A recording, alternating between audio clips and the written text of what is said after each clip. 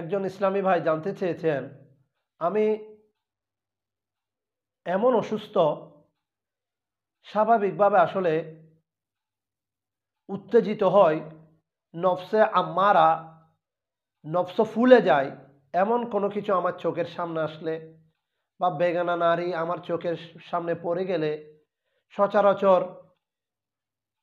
চক্ষু নিয়ন্ত্রণের বাইরে চলে যায় বা নফস ফুলে ওঠে, নফসের মধ্যে ধ্যান ধারণার মধ্যে মাথার মধ্যে খারাপ কিছু চলে আসে, এরকম চিন্তা আসলেই আসলে আমার পেনিস দিয়ে বীর্যপাত ঘটে। এটাকে আসলে প্রাথমিকভাবে যেটা পানির মতো পাতলা বের হয় তাকে মনি বলা হয়।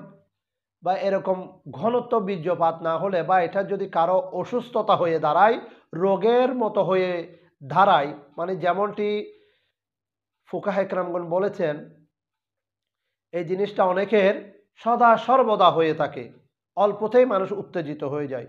এমন যদি পাতলা পানির মণি চলে আসে, তাহলে তারা কিভাবে নামাজ পড়বে, কিভাবে তারা পাক পবিত্র থাকবে? এর জন্য ফায়সালা হচ্ছে, যারা খুব দ্রুত সচরাচর সব সময় বীর্যপাতের মুখোমুখি বা আংশিক বীর্যপাত আংশিক বীর্যপাত যাদের হয়ে থাকে, মনি বের হয়ে থাকে, তাদের জন্য এটা রোগ হিসেবে ইসলাম নির্ধারণ করে।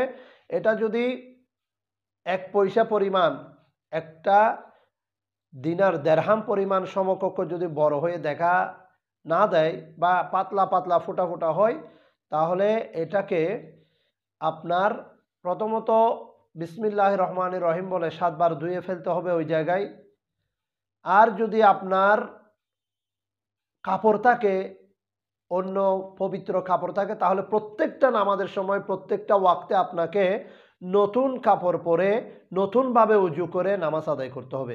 মানে যে কাপড়ের মধ্যে আপনার মণি বা বীর্যপাতের ফুটাগুলো আছে, বীর্যপাত হয়েছে, এমন কাপড়টা ছেড়ে দিয়ে রেখে দিয়ে আপনি একদম সম্পূর্ণ পাক পবিত্র একটি কাপড় নামাজের জন্য নির্ধারণ করে রেখে ওই কাপড়টি পরে আবার পুনরায় উজু করে নামাজ পড়বেন। সো এটা আপনি রোগী হওয়ার কারণে, অসুস্থ হওয়ার কারণে আপনার বেলায় উজরের কারণে ছাড় আছে।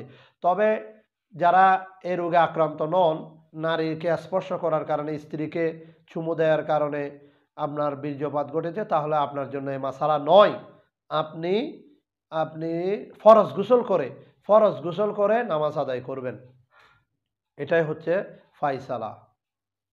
আসসালামু আলাইকুম ওয়া রাহমাতুল্লাহি ওয়া বারাকাতুহু।